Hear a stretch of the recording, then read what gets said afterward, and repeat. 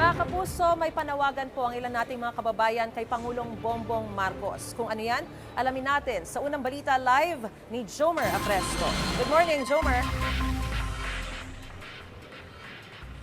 Maris, good morning. Ilang kapuso natin ang nagpaabot ng hiling kay Pangulong Bongbong Marcos ilang oras bago ang kanyang State of the Nation Address o SONA. Narito ang aking report.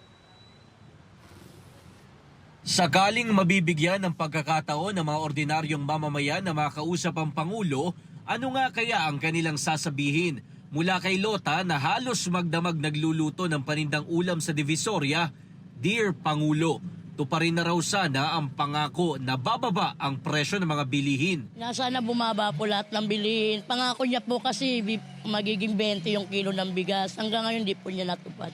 Marami pa akong anak, sir. 10 po yung anak. 3 po yung college. Paano ko po mapoprovide sa mahal ng mga bilihin ngayon? Hihilingin din daw niya na mabigyan ng maayos na pwesto ang mga kagaya niyang sidewalk vendor para hindi kailangang tumakbo sa oras na mayroong clearing operation sa lugar. Mula naman sa security guard naman na si Domeng, Dear Pangulo, itaas daw sana ang sahod ng mga kagaya niyang gwardya at iba pang ordinaryong manggagawa. Kahit anong gawing pagtitipid, sadyang mahirap pa rin. Kaya sana kung maintindihan naman ng Pangulo, bigyan naman niya ng pansin yung mga maliliit na mamamayan na mabigyan naman ng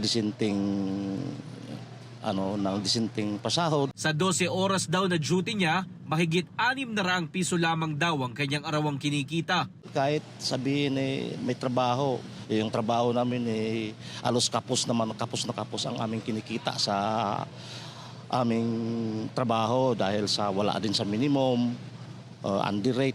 Ano naman kaya ang hiling ng tsuper na si Richard? Nahihiling, ayusin niya yung pamamalakad sa gobyerno. Tsaka yung mga jeep sana wag tanggalin para dire-diretso yung hanap buhay namin.